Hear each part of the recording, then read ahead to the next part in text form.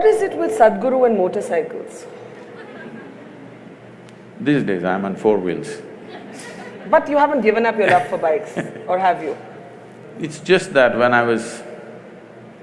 I started, trekking in the jungles when I was 10, 11. I would be gone. If I had 10 rupees in my pocket, I would organize my food and I'm gone with this little note in the house.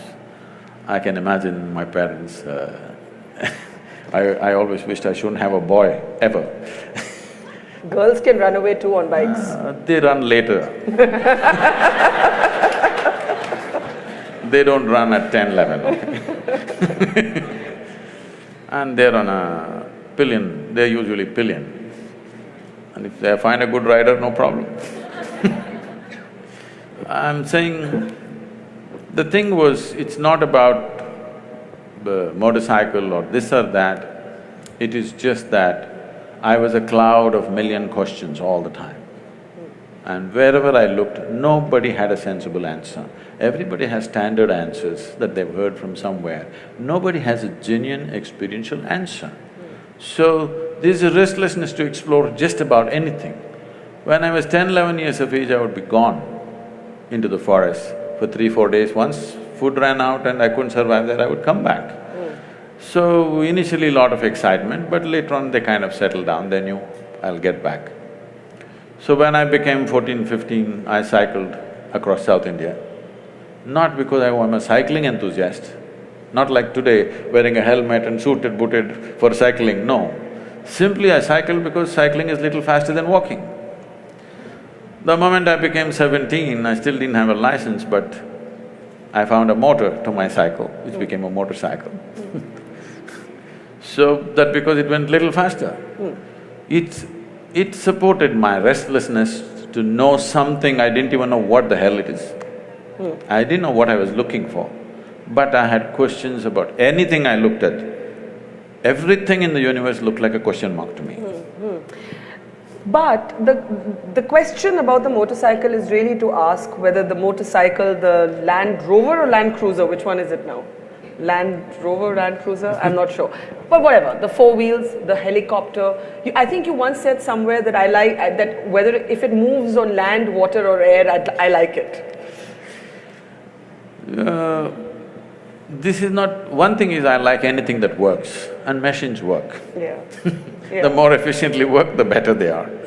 And why it's important is, after all, what is the quality of an individual human being?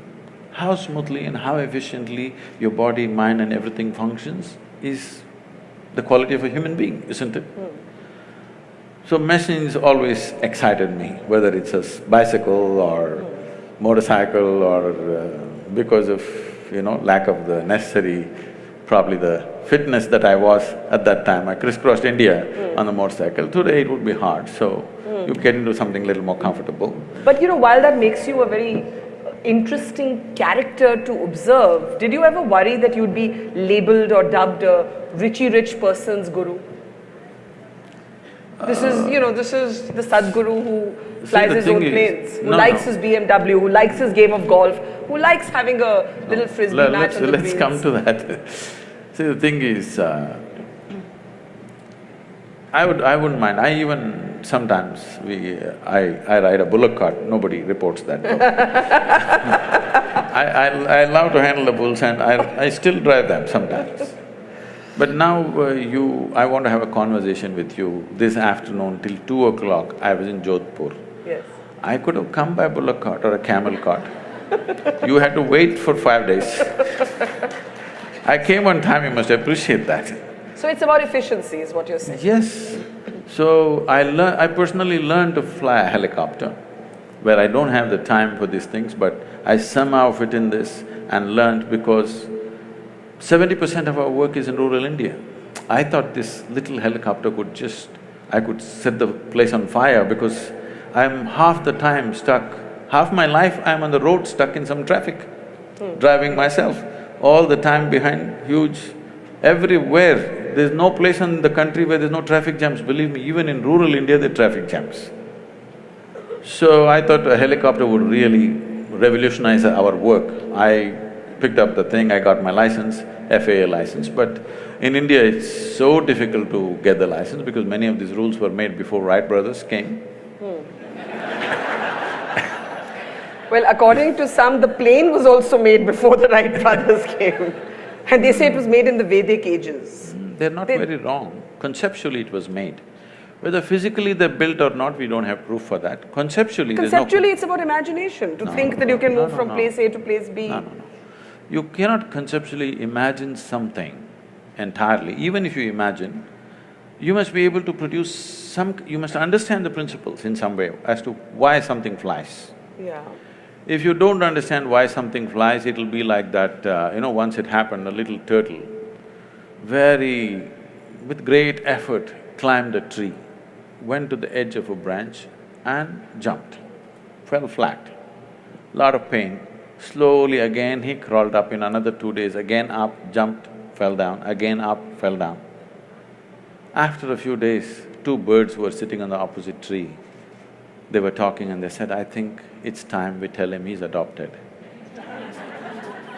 All right. So I'm saying, what cannot fly, you cannot make it fly. Yes. People thought in detail as to what can fly, what cannot fly. Conceptually they thought, whether they built or not, we don't know. And it is an established fact, they calculate the speed of light. Some individual cannot calculate the speed of light just like that if there was no whole scientific culture around him. No individual will just drop from heaven and calculate the speed of light, okay? There must have been a scientific culture, otherwise it won't happen. But we need to understand, there is a difference between science and technology. But there's also a difference between science and mythology. Some things are just great stories, that doesn't mean they actually happened.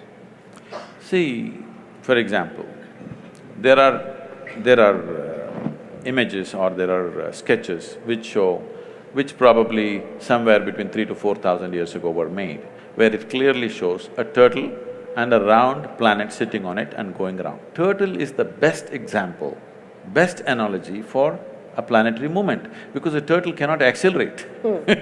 Same speed, he just keeps going. So a round planet on a turtle is the best way to describe how a planet moves around. And the very word for geography in this country is Bhugoal, which means it's a round planet. So it is not because of Galileo we know it's a round planet, we have always known. How do we know? We can't know just one scientific fact and not know the other aspects related to it. So this thing about anything Indian beating it down is because one thing is that culture has evolved because half the people, their brains are in Greenwich Mean Time. They've still not gotten out of the 1948, whatever happened. We struggled for independence, we came out, not just to send them out, but to be who we are. So that problem is still there. And now there are upstarts who claim all kinds of things. There has to be an even balance, not beating down this or pumping it up in an unrealistic way. But you cannot deny Indian mind has thought about things that nobody had thought about in those times. There is no question about that. But there is a distinction between science and technology. Science can evolve because of certain intelligence. Technology needs material, manifestation. Now we are trying to claim technology, which we should not. If we just focus on science, many things will be attributed to India for sure.